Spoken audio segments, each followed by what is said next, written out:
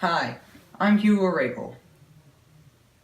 I want to introduce to you an epidemic, because an epidemic defines as a widespread occurrence of a disease or an illness. But this isn't any illness, this is a mental illness that I want to talk about. Depression is very prominent in teens.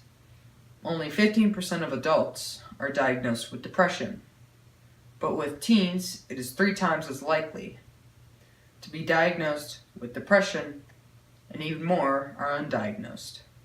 Depression truly is a problem with teens. Teens with depression feel worthless, they stop eating, and on occasion harm themselves. Teens seem to mostly be affected by depression. But why is this? Not enough people are bringing awareness to this epidemic, and I wish to bring this to your attention. Teens usually experience depression from schoolwork, and being rejected by peers. I want to bring more attention because, God forbid, another youth or teen commits suicide.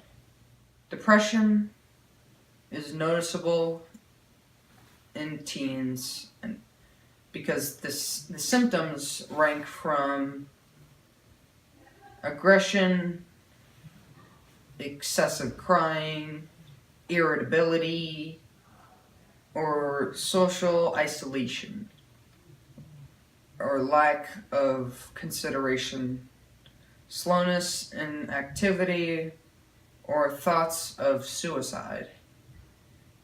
These symptoms are ranged, and these kids with depression act differently when with friends or family members, and their behavior can be erratic and irrational and inconsistent.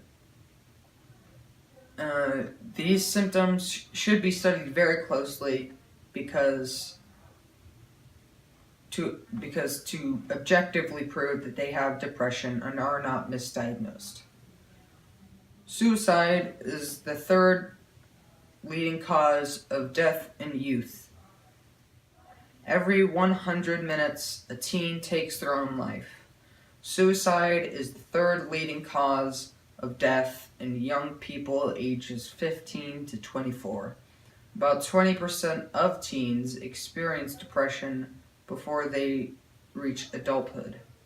Between 10 to 15% suffer from symptoms at any one time. Only 30% of depressed teens are being treated for it. Some teens are more at risk of depression and suicide than others. Female teens develop depression twice often than men. Abuse victims, neglected, are more at risk, especially teens. Those who suffer from chronic illness or other physical conditions will be subjugated with depression more likely than others. Teens with families with histories of depression or mental illness, between 50 and 20 to 50% of teens with that history will have depression. Family members will mostly have other sorts of mental illnesses. Now, I want to go over ways in which they can be solved. Now, this may seem as a stretch, and the ways I want to list them may work for others and others may not. For the ways these things can be solved includes inviting those who've been left out from groups or social experiences, invite them, care about them, and contribute to asking them how they feel, introducing them to your friends to widen their friendship basis. Ask them regularly how they're doing and interact with them regularly. People just want to be recognized and cared about. And I want to rephrase that this might not work for all of them. And I just want this to be brought to your attention. In conclusion, I want to rephrase myself by saying this is an epidemic, and too many teens are being diagnosed with depression and taking their own lives.